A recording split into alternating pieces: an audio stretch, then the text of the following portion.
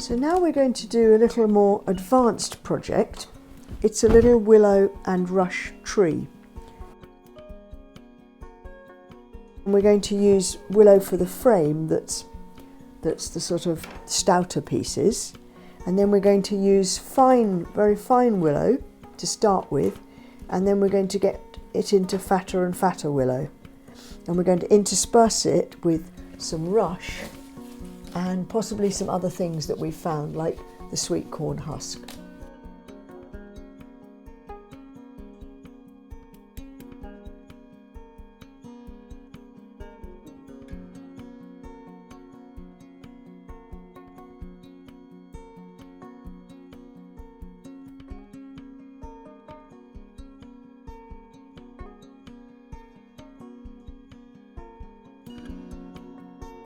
Make your kit when the sticks are dry and then just soak the frames like that instead of the whole stick.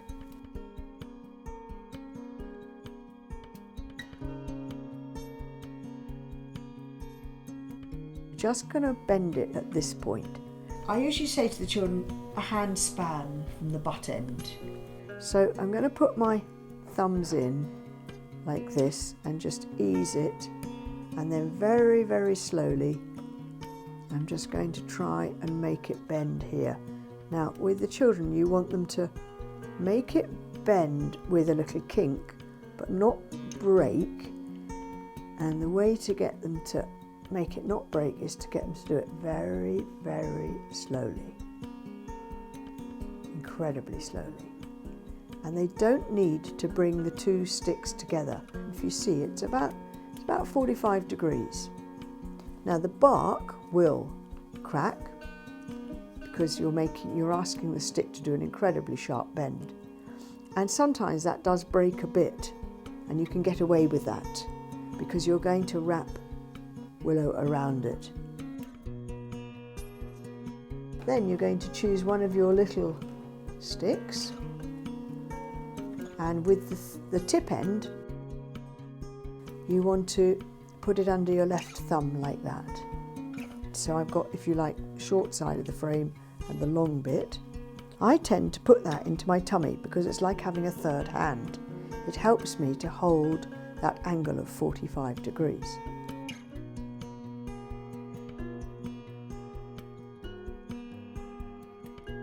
Then I take the willow around the top, up through the middle, and I'm going to go over the left arm and back up through the middle, and then over the right arm and back up through the middle. So I'm doing a figure of 8 over the two sides, and I just need to hold that angle for 4 or 5 wraps, and then it will hold itself. And this is really the trickiest bit. If you're doing it with a younger group and less skilled, you might find you have to do this bit for all the children first, in which case you've got a bit of prep at home.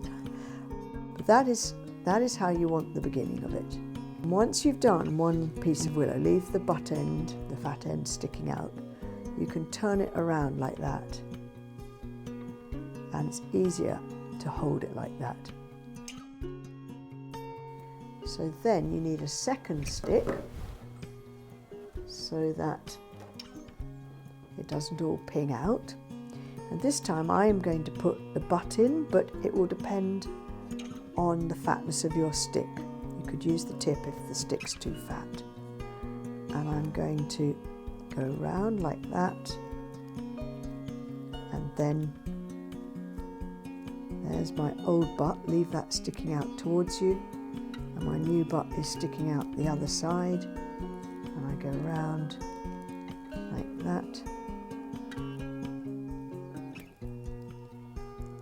And if the children need to pause and they think, well, that's going to unravel, you can always get them to thread that little end through the last row they did, and then just pull it,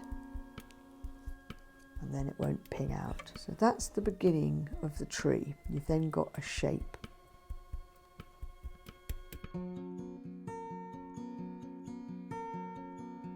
So the short leg, here we are, I've cut a point there, can be pretty short, and the long leg needs to be a bit longer. So doesn't need to be too much longer, but a bit. So again, this is an advanced project in that you need these pointy bits at the end, and if you don't want the children to do that with secateurs, you're going to need to cut pointy ends. There's one pocket in the weave, and there's the other one. You see, in that figure of 8? And so I push one stick in one pocket and one stick in the other pocket with a bit of a wiggle. And you don't want the pointy bits sticking out of the weave, so make sure they slide in and sit there without coming out. And if there isn't enough weave, you might have to take them out and do another row of weaving if they keep falling out. And I like to hold it this way. So start with the thin end, and you've got to go in and out all of these spaces now. So at the beginning, it's a small space, so you need a very fine bit of willow. Okay, so stretch it round the frame, bring it back, and push the weave down each time so it looks nice and neat. Down there, up there, round the edge, back again. Keep it all nice and flat like that, and to try and keep these spaces somewhat equal. So the tree trunk wants to sit in the middle of the tree. So there we go, in and out, like that. It's fun for the children to try lots of different things to weave with. Here's a nice bunch of the outer leaves of the corn on the cob husk. And they're very strong. They're a bit short, that's the only downside. But so I've just stamped it with the wet cloth just by rubbing it 4 or 5 times like that. And then I'm going to introduce it here and probably give it a few twists as I go around the frame, and then backwards and forwards. And because they are a bit short, you might end up just having a little band of sweet corn, and sandwich it in between. Do you see? I've sandwiched it here in between a piece of willow and then followed it with some rush.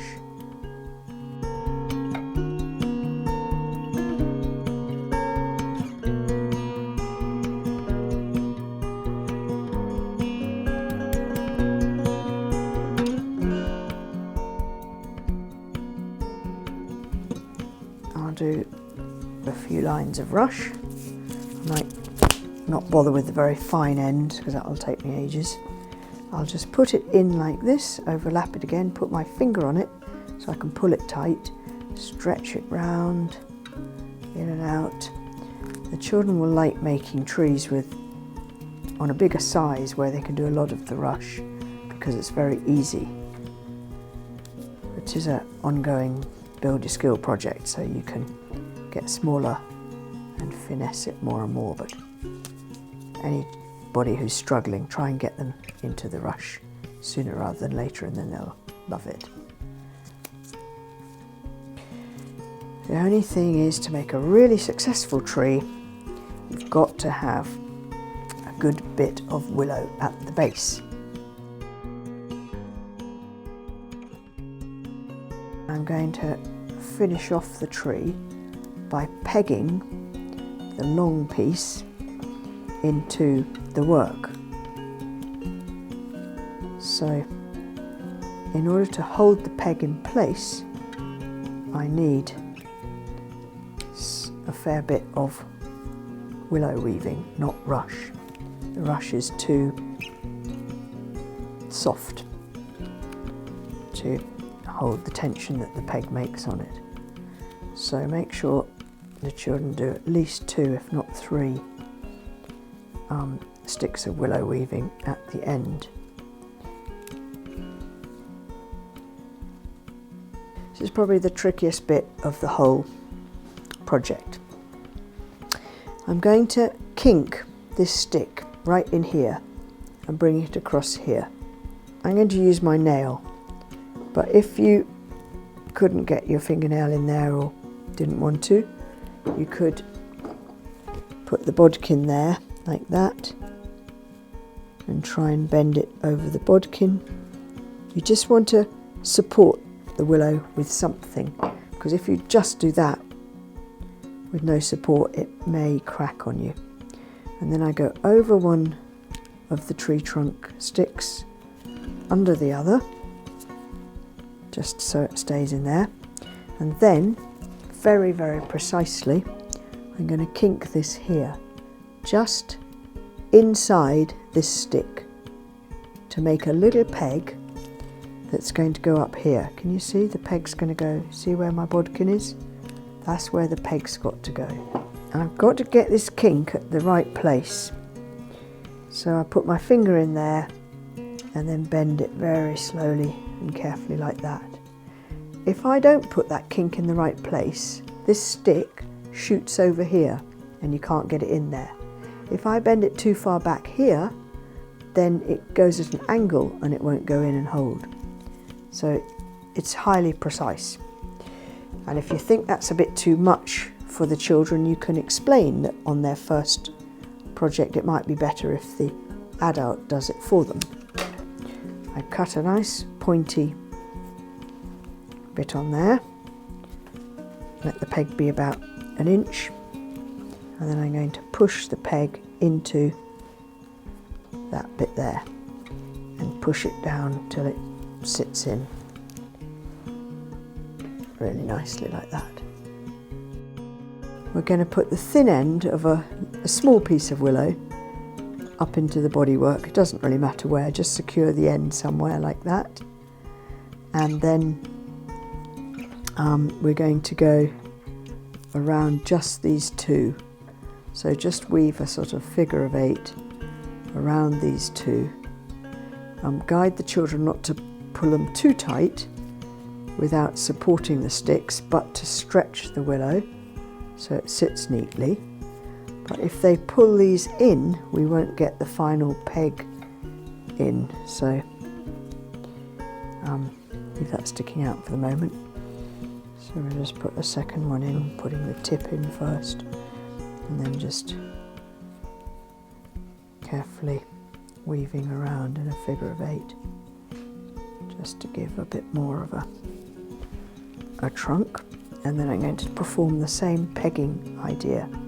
So I put my finger in here at this point, bend it over, and then to the inside of the stick I put my nail or the bodkin and make a little kink so that the peg will go in like that. Can't be longer than the length from the first kink.